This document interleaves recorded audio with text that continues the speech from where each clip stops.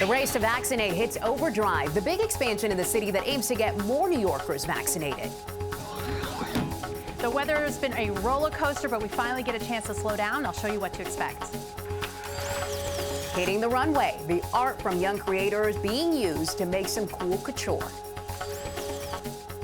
This is News 4 Now for April 23rd. I'm Gilma Avalos. Right now, a Queens mother is facing tough questions by the NYPD after her infant twins were found dead inside a Woodside apartment.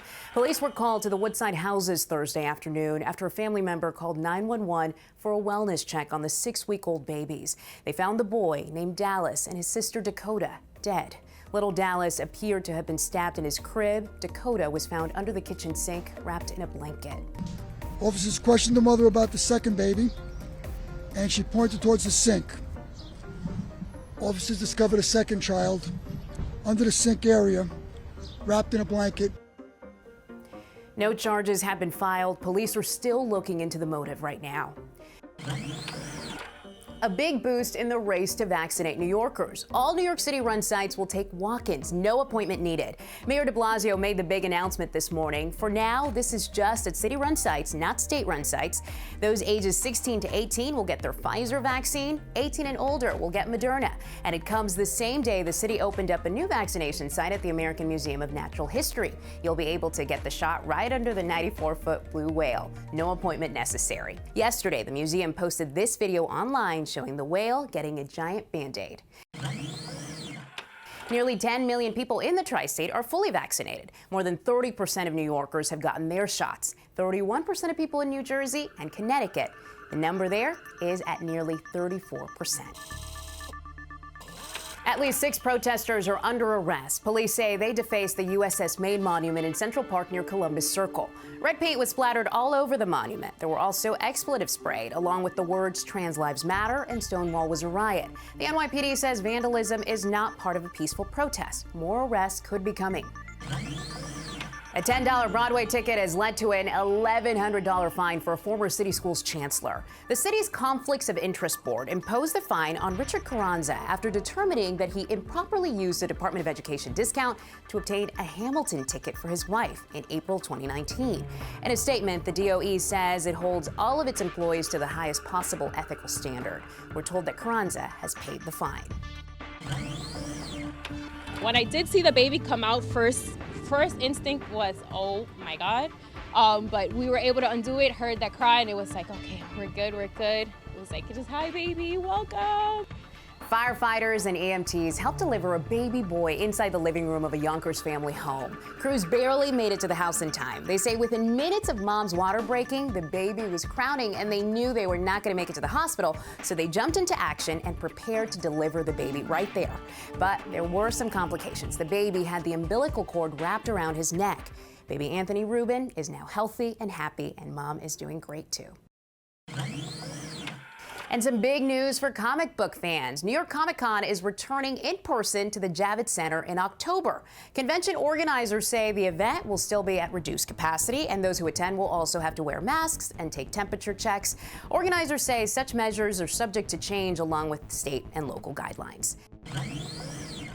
Speed returns to Brooklyn this summer with Formula E racing in Red Hook. Manhattan will be the backdrop on July 10th and 11th for the Formula E World Championships 15-round season. The cars are similar to Formula One, but are all electric. But they can still reach speeds of up to 174 miles per hour. Soon it will be back to work for some hungry billies and nannies at Riverside Park. The goats will be returning to help clear the weeds and undergrowth along with invasive and dangerous plants. Back in 2019, 24 goats ate their way from 119th Street to 125th Street. Their return will be celebrated with a running of the goats on July 14th. And after that, they'll be working all through the summer. After a cold snap, spring returns, and the weekend is looking good too. Right, Maria? It definitely had that winter vibe yesterday, so I guess we could say we were back to spring and very close to average for those high temperatures, which means if you have plans this evening and into the overnight, things are pretty nice. A little more comfortable, but still a little breezy too. By dinner time, 63 degrees. By 10 o'clock, not as windy, noticeably lighter winds, 57. And by midnight, just a few clouds around and temperatures staying in the mid 50s. So yes, we had the gusty winds all day. By the time the sun goes down, the winds really ease up. So that is good news for two reasons. Of course, just for comfort, right? Not as blustery, but it's actually going to mean that we may not have to talk about wind chill tomorrow. Those low temperatures not as chilly the last few mornings. We've got 49 in the city for the low, 41 in Poughkeepsie, and 37 in Sussex. Enjoy the afternoon because temperatures by the start of the weekend near 70.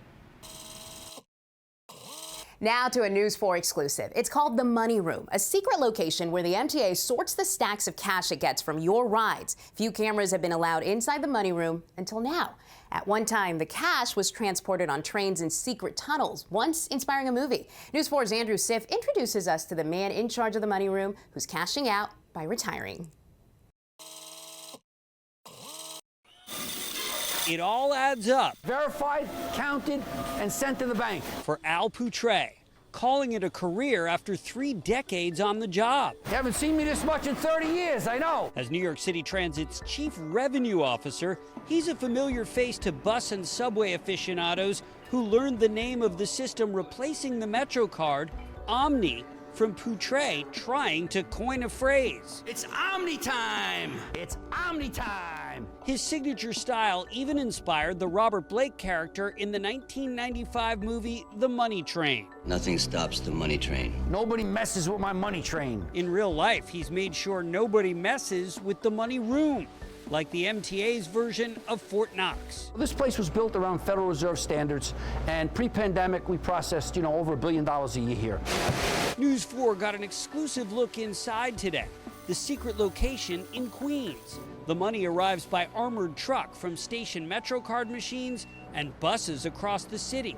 The pre-pandemic haul was $35 million a week. It plummeted below $10 million a week, but lately it's bouncing back. Talk about coins that add up. This pile of quarters adds up to $50,000. Just a slice of all the currency inside the MTA's secret Money Room. They can count 31 bills per second and 10,000 coins per minute. What goes through your mind when you're handling all this money? To make sure it's counted right. As for Poutre, he's been counting down the days. And after a career stretching back to 1987, tomorrow is his final ride. This is the end of the line for you. Last stop. He helped the nation's largest transit system transition from the token, the Metro card, to contactless Omni. Fewer bills and coins each time. But even though he's leaving, he'd like to think There's still plenty of folks that like to use cash. the Money Room is forever. Andrew Siff, News 4 New York. Fashion for all. New York Live with the fashion company that's turning the art from some special designers into some runway-ready looks. Olivia is a social impact brand that takes the artwork of young creators with disabilities and transforms it into bold fashions. Let's go see what it's all about. So Olivia is a social impact women's wear brand inspired by the artistic expressions of creators with developmental disabilities. Every collection begins by transforming original artwork created in their art therapy programs into dresses and scarves and beautiful prints across our silhouettes. We also donate 10% of every purchase directly back to the nonprofit art therapy program to help fund more creators and creativity to come. Well, I love everything that you're doing, so tell me a little bit about the collection. So when we first launched, we launched primarily with dresses, skirts that you would wear to a wedding or a graduation. Obviously, all of that was canceled. We decided to pivot our business into loungewear. So we've just launched a pajama line, and then something awesome about our brand is that we include a hidden QR code inside every garment. You can scan this code and you can learn about the artists. You can also learn about their nonprofit. And then with every purchase as well, we include a reproduction copy of the original artwork, as well as a biography on that artist. And I hear one of the artists is actually here in the factory today, right? Yes, Alan Lee. How cool is it to see your artwork on the sweatshirt? It's cool. So this is your scarf, your mask, and your sweatshirt. Right. Alan, great job. Giovanna, if we want to shop the brand, where can we go? You can find us on our website, which is shopalivia.com. Thank you so much for joining us. We'll see you next week.